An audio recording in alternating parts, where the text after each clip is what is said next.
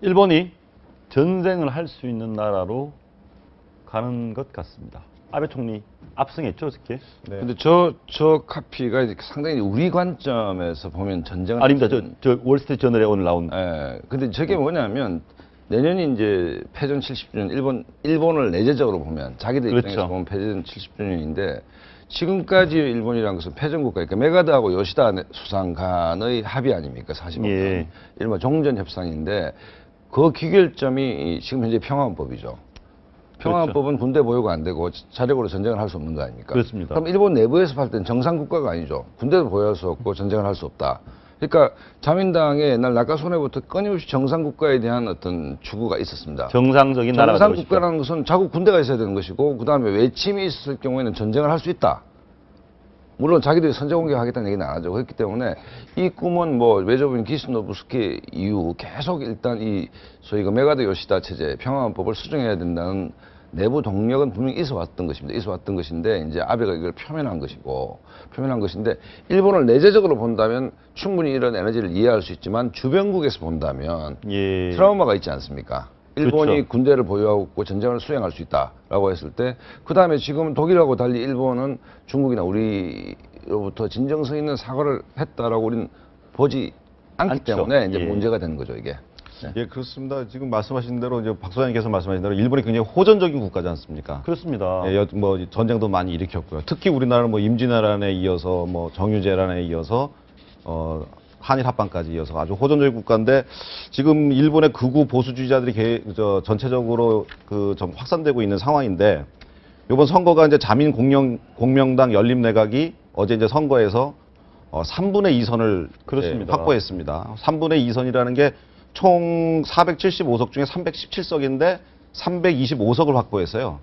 그 먼저 번에도 326석이었는데 한 석 줄긴 했지만 이 개헌 저지선을 갖다가 확보했다는 거 그게 우리한테 참 안타깝게 지금 받아들여집니다. 지금 이게 2018년 9월까지 앞으로 4년을 이제 더 이 아베가 집권할 수 있는 이제 자격을 갖추게 되었는데 문제는 뭐냐면 이게 이 상임위가 있지 않습니까? 3분의 1을 확보했다는 것은 모든 상임위에서 과반수를 확보한다는 뜻을 의미합니다. 그러니까 당연히 위원장도 전부 다 이 보수 우익으로 예. 된다는 얘기죠. 알겠습니다. 한 말씀만 더 드리자면 이 중의원 지금 한 게 이번에 중의원 선거지 않습니까? 이제 후년에 참여원 선거가 있을 텐데 이 하원격인 중의원에서 어떤 법을 발의해서 상원인 참여원에서 부결을 시키더라도 다시 여기에서 과반이 넘기 때문에 다시 또 재의결을 할 수가 있습니다. 그러니까 아베 내각 마음대로 일본을 지금 통치할 수 있게 된다는 그런 예, 상황이 벌어진 것 알겠습니다. 같습니다. 우경화의 폭주가 우려되는 상황인데 아베 신조 총리가 외할아버지를 롤 모델로 삼고 있다. 외할아버지의 정책 방향을 닮아가겠다는 의미 아니겠습니까? 기시 노부스키 나오고 있습니다. 가계도인데요.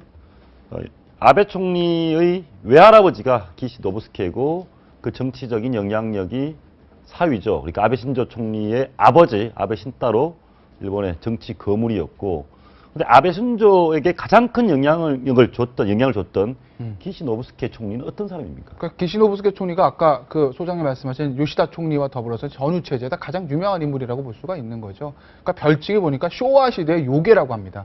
그러니까 쇼와 시대가 이제 지금의 그 평성 시대라고 하잖아요. 일본 연호가. 요괴라는 건 요사서는 괴물 이런 거 아닌가요? 그러니까 좀 긍정적인 의무와 부정적인 의무를 다 담고 있는 것이죠. 그러니까 왜 그러냐면 지금 일본의 전후 체제를 만들었던 게 세 가지입니다. 사실 보면은 미일 그 안보 협력부터 안보는 그렇게 했죠.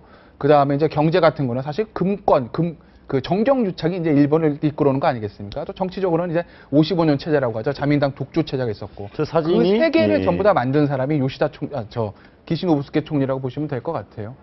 아무튼 간에 전쟁 범죄 혐의로 용의자였고 실제로 투옥도 됐었고, 그런 사람의 노선을 외선자인 아베 총리가 따라가겠다.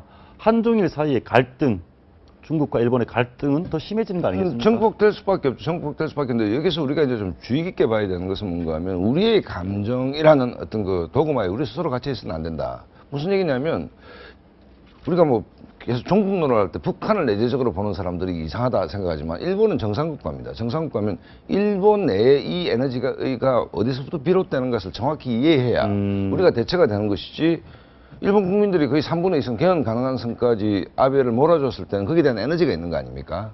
그러면 일본 국민의 관점에서 봤을 때는 정상국가라는 것은 염원이죠. 특히 내년이 패전 70주년 됐는데 70년이 지났음에도 불구하고 아직 자국 부대도 못 갖고 있고 긍정적인 의미에서 군대도 못 갖고 있고 전쟁 수행할 수 있는 능력도 없고 아니면 자위대에다가 뭐 항공모함에다가 엄청난 전력 아무리 갖고 있다 하더라도 현행헌법 구조를 개정하지 않는 이상은 이 군대가 아니라고 지금 판단 내려지는 것이기 때문에 그래서 저는 기본적으로 일단 반일, 뭐 혐일, 뭐 이런 관점이 아니고 일본을 있는 그대로 두면서 우리 외교 전략을 짜가야 되는 것들이지 계속 우리가 일단 피해의식과 트라우마 속에서 일본의 변화에 대해서 우리 감정만 앞세운다면 이건 외교가 아닌 것이죠 국제관계에서. 그러니까 예. 아주 현실적으로 일본을 좀 바라볼 필요가 있다고 저는 봅니다. 예, 맞는 말씀이긴 한데 그 과거에 우리가 독일에서 브란트 총리라든지 메르겔 총리가 폴란드의 그 희생자들 그 위령비 앞에서 무릎 꿇고 특히 그 메르겔 총리는 비 오는 날 그 유대인 희생자 앞에서 무릎 꿇고 기도하는 모습 이런 것들이 전 유럽을 감동시켰지 않습니까? 일본이 지금 그런 걸 전혀 보이지가 않고 있어요. 아베 같은 경우에 지금 우리 기시도부스키의 관계를 보면 이 콩심문대 콩나고 팥심문대 팥남다 이런 얘기가 예. 할 정도로 지금 70년 전에 극우 보수로 휘감았던 군국주의의 망령에 휘감았던 그 일본이 다시 70년 뒤에 현대 사회에 다시 이렇게 나타난다는 것은 저희 이웃인 저희 나라로서는 정말 이거 아주 유감스러운 일이 아니었습니까? 아, 유감스러운데 현실은 현실이잖아요. 그다음에 시진핑이 난징을 갔습니다. 그다음에 미국 그 오바마도 기본적으로 이제 일본 아베의 아시아 외교에 대해서 문제를 제기했습니다. 그렇기 때문에 외교는 살아 움직이는 것이기 때문에 우리가 갖고 있는 불평 불만이 있다 하더라도 일본의 아베가 3분의 2선을 확보한 것은 현실로 받아들이고 예. 이게 우리가 소위 그 한중 관계에 또 지렛대로 활용되는 것도 있지 않습니까? 역대 보면 중국과 한국 관계가 제일 좋은 것이 아베가 기여한 측면이 있는 것이거든요. 그러니까 외교라는 것은 로맨틱해서는 안 된다. 굉장히 리얼리즘, 현실주의에 입각해서 냉정하게 봐야 된다. 저는 이렇게 알겠습니다.